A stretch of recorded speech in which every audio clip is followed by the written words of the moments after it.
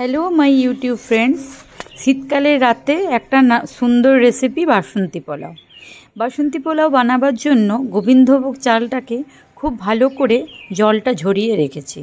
এরপরে দেখিয়ে দিই কি নিয়েছি বানাবার জন্য। বাসন্তী রং নিয়ে নিয়েছি, কয়েকটা তেজপাতা নিয়ে নিয়েছি, আর নিয়ে নিয়েছি কিছু গরম মশলার মধ্যে দারচিনি আর এলাচ। এই রয়েছে কিশমিশ, আর এই হয়েছে আমাদের কাজু বাদাম কিশমিশটা ম্যান্ডেটারি, চিনি, নুন, গাওয়া ঘি আর সাদা তেল। আর জলটাকে আগে থেকে আমি গরম করে নিচ্ছি। দেখো, জল চাপিয়ে দিয়েছি, জলটা গরম করে নিচ্ছি।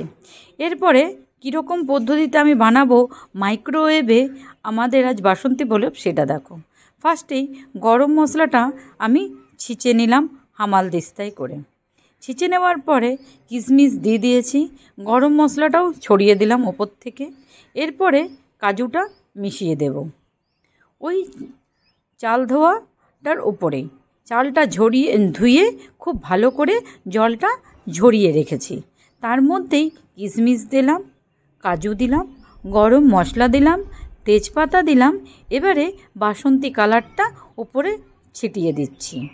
এরপরে দেব ঘি, সাদা তেল, আর দেব গরম জলটা, যেটা আমি আগে থেকেই চাপিয়ে গরম করে নিয়েছি। আর দেখো, আমার চালের পরিমাণ হিসেবেই আমি কতটা নুন দেব সেটা ঠিক করে নিয়ে নুন দিয়ে দিলাম। আর চালের পরিমাণ আমার ঘরের পরিবার যেরকম মিষ্টি খায় সেই হিসাবে আমি আন্দাজ মতো চিনিও দিয়ে দিচ্ছি, যে আমার কতটা চিনি আমার পরিবারের লোক পছন্দ করবে খেতে। মিষ্টি বেশি না, একটু হালকা মিষ্টি হলেই চলবে। সবাই নিজের পরিবারের লোকেদের কথা মাথায় রেখেই চিনি আর নুনের ব্যাপারটা কিন্তু করতে হবে। আর ঘি, চাল যতটা দেবে সেই হিসাবে তোমাকে ঘিটাও দিতে হবে। আমার চাল ছিল 500 গ্রাম। 500 গ্রাম চালে আমি বড় 2 চামচ ভরে ঘি দিয়েছি। এরপরে দেব আধ কাপের মতো সাদা তেল, যাতে চালটা পুরো ছাড়া হয়। আমি বানিয়ে এতটাই প্রো হয়ে গেছি মাইক্রোওয়েভে বাসন্তী পোলাওটা, আমি বুঝতেই পারি যে কতটা চালে আমাকে কতটা ঘি এবং সাদা তেল অ্যাড করতে হবে।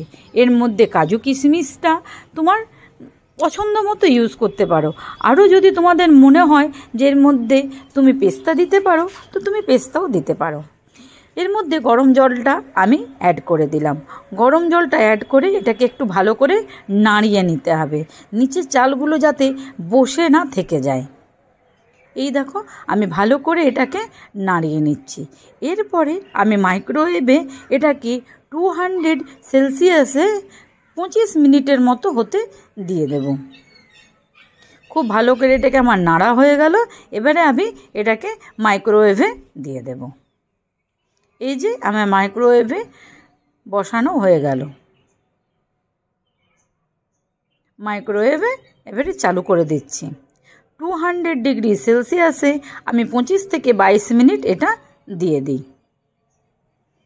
স্টার্ট।